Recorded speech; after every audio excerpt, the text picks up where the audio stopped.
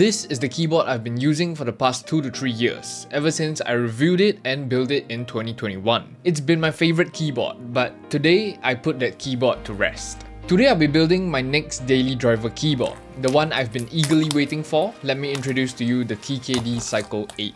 Ever since the release of the TKD Cycle 7, I was hoping that one day they would release a TKL version for the Cycle series. And that is exactly what we have today. The Cycle 8 is sold as a kit, not pre-assembled like the recent releases. So to start things off, after unboxing everything, we'll start with the PCB. With no flex cuts. Absolutely love it.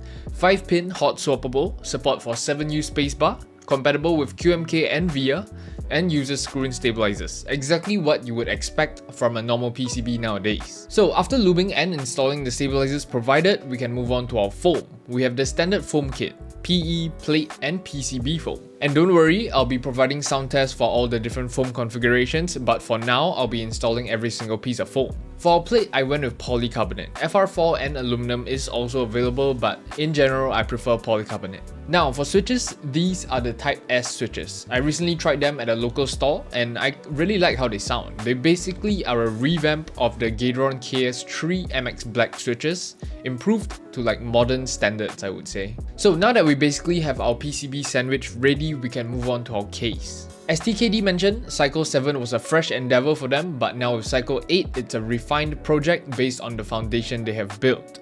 It has an extremely minimalist design. The moment I held this case, I felt like it was a luxury keyboard. The best way to explain it, the weight, the design, and the quality, it all just feels one level higher compared to all the recent releases we have had. And you probably could have guessed, the board does have the ball catch system. I first tried it in 2023 when the ball catch system was introduced in the TKD Cycle 7. And it was one of the best experiences, being able to assemble and disassemble your case purely by lifting or pushing on the top cover is game changing. And I'm not sure why, but TKD's ball catch system, in general, the quality of the ball catch system just feels so much smoother and easier to work with compared to the other ball catch system that I have tried. But before we continue building, the keyboard can be upgraded further with internal weights. With both internal weights installed, the fully built keyboard is close to 3 kg or 6.6 pounds. And believe it or not, internal weights do change how your keyboard sounds.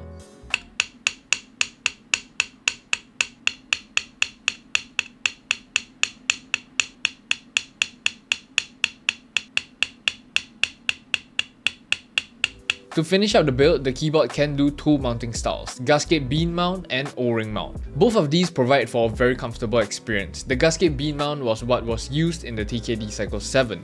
But due to some feedback, some people said that it wasn't very stable. So the O-ring mount in this keyboard provides for a more stable distribution of pressure, especially on the PCB in terms of flex. I finished the keyboard with my favorite keycaps, GMK Striker, and I have to say, I haven't been this impressed by a keyboard in quite a while, and this honestly does not disappoint.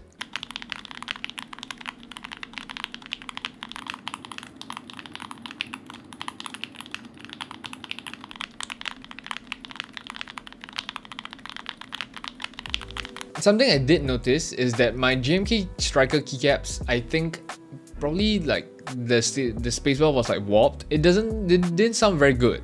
So I tried out the PBT Crosshair keycaps and I didn't expect such a drastic change in sound.